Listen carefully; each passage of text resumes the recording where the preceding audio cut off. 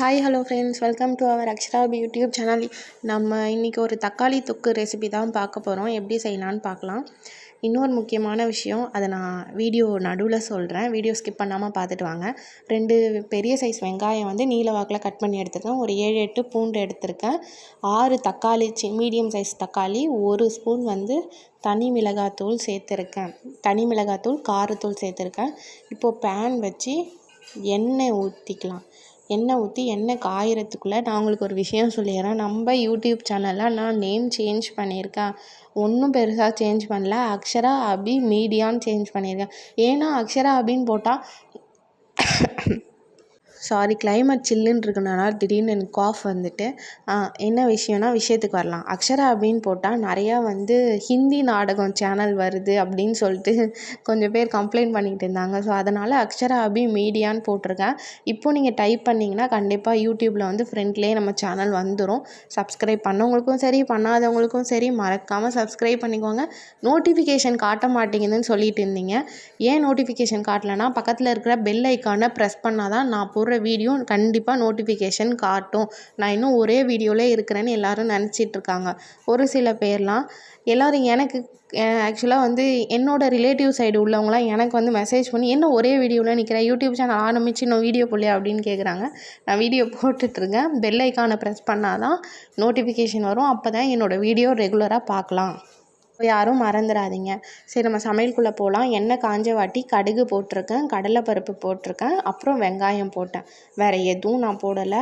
Video skip பண்ணாமல் கரெக்டாக பார்த்தீங்கன்னா உங்களுக்கே புரியும். கடலைப்பருப்பு கொஞ்சம் ப்ரௌனிஷாக மாறுற அளவுக்கு விட்டுட்டு அதுக்கப்புறம் ஆனியன் போட்டுக்கோங்க. ஏன்னா இதுக்கு தக்காளி தொக்கை பொறுத்த வரைக்கும் நல்லா எப்படி டீப் ஃப்ரை மட்டும்தான் டேஸ்ட்டு கொடுக்கும். ஏன்னா நம்மளாம் ஒரு மாதம் அட்லீஸ்ட் 1 மாதம் அளவுக்குலாம் நம்ம தாங்க மாட்டோம். ஒரு 10 நாளாவது வச்சுக்கலான்னு நினச்சி செய்கிறேன். அதுக்காக தான்.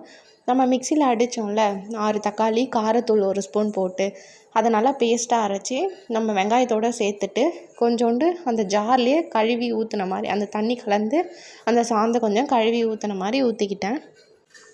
ஊற்றின வாட்டி லோ ஃப்ளேமில் வச்சு மூடி போட்டுறாதீங்க. அதுக்குள்ளே ஹை ஃப்ளேமில் வச்சுக்கோங்க. வச்சுக்கிட்டு நல்லா கொதி வரணும். நல்லா அந்த கொதி வந்ததுக்கப்புறமா ஒரு மூடி போட்டு மூடி வச்சுக்கோங்க. இப்போ நான் கொதி வந்தோடனே மூடி போட்டு மூடினேன். திரும்பி ஓப்பன் பண்ணி பார்த்தா இன்னும் கொஞ்சம் தண்ணியாக தான் இருக்குது. அதனால் என்ன பண்ணிக்கிறேன், நல்லா லோ ஃப்ளேமில் வச்சு மூடி போட்டு மூடிக்கிறேன். மூடின வாட்டி நல்லா ட்ரை ஆகிடும் வாட்டர்லாம். எப்போவுமே மூடி போட்டு மூடினா சீக்கிரமாக குக் ஆகிடும். அதனால தான். அப்புறம் 7-8 பல் பூண்டு எடுத்து வச்சுருந்தோம்ல அதை நம்ம தட்டி சேர்த்துக்கலாம். தட்டி சேர்க்குறப்ப அதோடய ஃப்ளேவர், ஃப்ரேக்ரன்ஸ் நல்லா இருக்கும். நான் மூடி போட்டு மூடினதுக்கப்புறம் பாருங்கள். அதுக்கப்புறம் ஒரு 10 மினிட்ஸ்க்கு அப்புறம் ஓப்பன் பண்ணி பார்த்தா இந்த மாதிரி திக்காகிட்டு இந்த கண்டிஷனில் ஒரு சின்ன நெல்லிக்காய் அளவுக்கு புளி சேர்த்துக்கலாம். ஏன் புளி சேர்க்குறேன் அப்படின்னா, புளி சேர்த்தா 1 மாதம் அளவு கூட நம்ம வச்சுக்கலாம். புளி சேர்க்கலை அப்படின்னா ஒரு 3 or 4 days வரையும் வச்சுக்கலாம். அதுக்கு மேலே வச்சுக்க முடியாது. ஆக்சுவலாக இது நான் 1 வீக் வச்சுக்கலாம் அப்படின்னு சொல்லிவிட்டு நான் புளி ஊற்றினேன். சீரியஸாக சொல்கிறேன். அன்றைக்கி நைட்டே சட்டியை ஃபுல்லாக காலி பண்ணிட்டேன். மதியம் ரைஸ்க்கு சாப்பிட்டேன், நைட்டு தோசைக்கும் சாப்பிட்டேன்னா காலியாக போயிடுச்சு. அதனால தான் நீங்களும் செஞ்சு பாருங்கள். அன்றைக்கி நைட்டே காலி பண்ணிடுவீங்க. ஏன்னால் புளி ஊற்றி செஞ்சு பார்த்துக்கோங்க. செஞ்சால் இருந்துச்சுன்னா இன்னும் கொஞ்ச நாள் கூட வச்சு சூடு பண்ணி சாப்பிட்டுக்கலாம். ஒன்றும் தப்பில்லை. இது தக்காளி தொக்கும் சொல்லலாம், தக்காளி ஊறுகானும் சொல்லலாம், தக்காளி குருமா மாதிரியும் சொல்லலாம். இது நல்ல டிஷ்ஷு, டேஸ்டியான டிஷ்ஷு.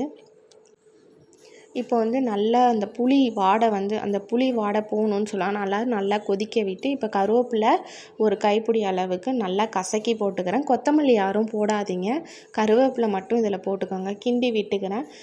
கிண்டி விட்டுட்டு இப்போ நம்ம ஆஃப் பண்ணிவிட்டு சர்வ் பண்ணலாம். ஓகேவா? நல்லா ஃபுல் ஹை ஃப்ளேமில் வச்சு இப்போ நான் கிண்டுறேன். நல்லா உங்களுக்கே தெரியும். இப்போ நான் ஆஃப் பண்ணிட்டேன். ஆஃப் பண்ணதுக்கப்புறம் எடுத்து காட்டுறேன் பாருங்கள். இப்படி இருக்குது. ஆஃப் பண்ண வாட்டியுமே நல்லா நல்லா அந்த ஆவி பறக்குது.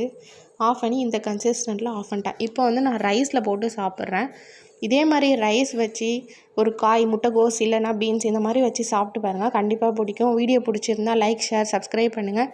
See you on next video. Tata, bye bye. Love you all.